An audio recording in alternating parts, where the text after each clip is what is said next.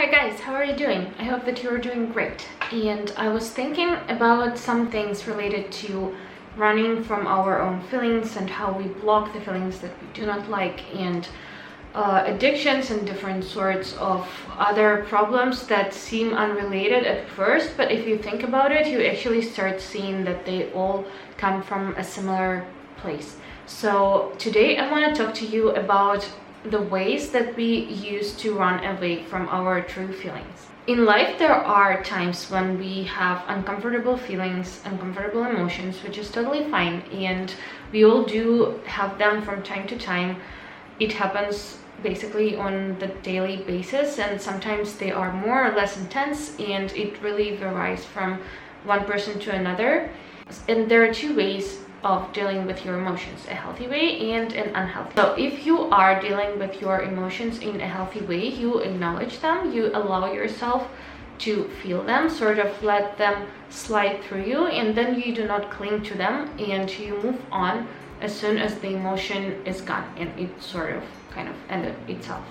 But on the other hand, if there is something that you don't want to face, or if there are some sort of emotions that are too painful for you to kind of deal with right now, there are several ways for you to protect yourself from it, and there are also healthy and unhealthy ways of doing this. I am a big fan of dialectical behavioral therapy, and they teach us how to distract ourselves from super painful emotions if they kind of cause harm to our mental health or to even our physical health. And I think that it is very useful, and some techniques I discuss in my dialectical behavioral therapy videos that I will link down below. I don't want to repeat myself, so now I just want to discuss the unhealthy way of dealing with our emotions and what I sort of noticed in myself and the people who surround me. Please mind that all of these things are normal to an extent. So if you do one of several of these things from time to time, you don't have to worry about it, because all of the people do it, and it only becomes a problem if it kind of starts interfering with your life, or if you really do it all the time, or it consumes you and you don't get your stuff done and so on. I mean, it kind of like you should feel if you are struggling with it or not, because sometimes what is normal for one person can be completely disordered for the other one. So you will have to see for yourself or seek professional help for that matter. Let's start with the most obvious ones, and it is substance abuse. It can be anything from alcohol abuse to drug abuse to prescription drug abuse, and you just don't even get me started like on how many things people invent in order to not face their own reality. And I think that it's very sad, because all of the substances kind of take us away from our lives, and they create this new persona, or they create this false feeling of security, of social conformity. While it is definitely okay to occasionally have like a drink or two, to drink in social situations, I do not drink for that matter. I just don't think that it brings anything constructive or good into my life, and I was also not advised to drink at all ever again due to my mental health issues. But I can totally see how it can sort of be a social lubricant, and it's socially acceptable, and it's totally fine if you do it like once or twice a week with your friends at a bar or like at a house party. But there is a very big difference between this and, for example, drinking alone, or drinking when you are stressed, or drinking in the morning just to face your day at work or at school, like I used to do, for example. I am not really familiar with drug abuse, but I know that there are a lot of different sorts of drugs that cause lots of different sorts of effects on your psychology, and people try them and get kind of addicted to them, and then they get really addicted to them, all because people are just trying to block or escape some kind of feelings that they have, or they want this false sense of security, being in control, being loved. So another way of escaping your emotions and not really dealing with your feelings can be smoking and caffeine. I secluded them from the substance abuse group because I don't think that they are as powerful, but still using caffeine in order to wake up in the morning means that there is probably something wrong with your body, because you should be able to wake up on your own and you don't need any chemicals to do that. On the other hand, smoking, while as deadly and cancer provoking and everything as smoking is, it is basically also distracting yourself. So I think that in most cases addiction to nicotine can be more psychological rather than really biological, although I do not deny that our bodies become addicted biologically to smoking. But just look at it this way: you are at work, you're stressed, and you just go out on the street and you smoke, and your hands are occupied, your mind is enjoying your cigarette, and wow, it feels like I'm describing something very pleasant. But just imagine not having to deal with your life for the 5 minutes that your cigarette lasts. I think that this, and also smoking being kind of a social thing, contributes to the amount of people who are addicted to it. It's like a safety blanket. It gives you the false sense of security. So you're stressed and you think, oh, now I'm going to smoke and it all will go away. But in fact, it only creates the tension in your body that goes away when you smoke. So you are actually more tense in real life when you are a smoker than you would be if you wouldn't smoke. And then when you smoke, you kind of go to the level of a normal person.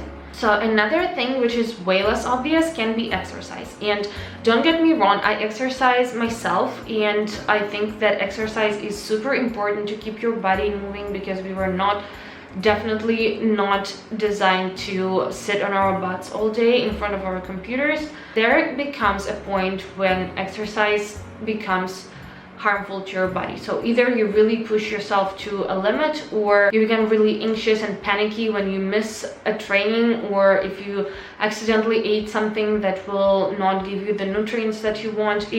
I think that if your exercise regimen is interfering with your real life, it is kind of an alarm to think about your priorities in life and stuff. I'm not talking about people who are professional athletes. Definitely, if it is your profession, then you are going to train like several hours a day every day, and this is just what you do. Another cluster of things people used to avoid their reality, their feelings and stuff, is playing video games, excessively reading, and watching too many movies or TV series or like YouTube videos, whatever.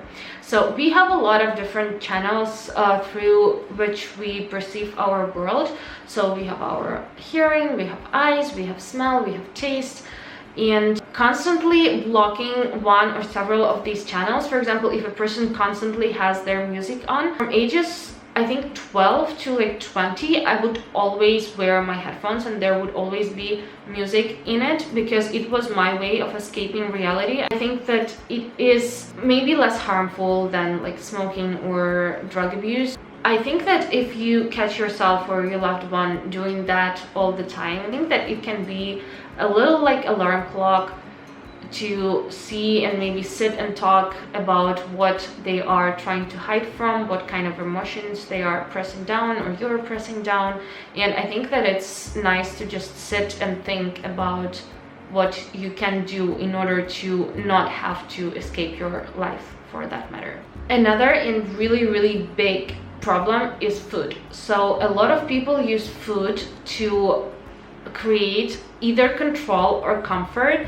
So you can be either anorexic, bulimic, orthorexic, binge eating. There are so many ways of people playing around with their food consumption, and disordered eating is such a big problem. It is very dangerous to your health. You can literally die from anorexia or bulimia, or any of the eating disorders taken to extreme are lethal. So either you eat too much because food gives you comfort and you substitute your feelings for food, and this can be a reason for a lot of people to have excess weight, because even if you don't like eat crap all the time, maybe you just eat a little bit too much, a little bit more than your body needs, because you just feel that there is like a void inside you that you want to feel this way, or maybe if you lack some sense of control, or if you have problems with your body image, you can develop anorexia and orthorexia and bulimia and all sorts of these things that are never just a problem on their own. They are always an indicator of something more serious going on. So yeah, there is that. And another form of addiction is gambling. To be honest, I have no experience with it whatsoever. I also think that it gives you this false sense of control, or this false sense of grandiosity, especially if you win from time to time. It allows you to go into this imaginary world of good luck, tokens, rituals, and I think that also there is some relation to OCD in that. And another form of escapism that I think is rather recent and new is social media. And people get really involved into the lives of the celebrities, and they really follow their stories even more than they follow like stories of their family members, which I think is crazy. But it is still not living in the real world. So yes, these people do exist, but what you see on social media is so far from what really happens, and you will never know these people truly. You will never know what they have in their minds. You will never know what their lives are really like. And creating this kind of a fairy tale world for yourself in order to escape your real world and not have to deal with your relationship and your problems is not healthy. And please, if you do that, please review the amount of time you spend watching like reality shows, YouTube, social media, because trust me, there are so many beautiful things in life that you are probably missing out on. The bottom line here is that although every of these ways of avoiding reality and kind of losing touch with your emotions is different, and they do not have much in common, they actually stem from the very same problem, and it is avoiding your real feelings, trying to replace them with something else, and not wanting to deal with your real life. On this note, I will have to say goodbye to you guys. I wish you a very nice week, and thank you so much for watching my videos. I love you all so much. See you in the next video, and be nice humans. Goodbye.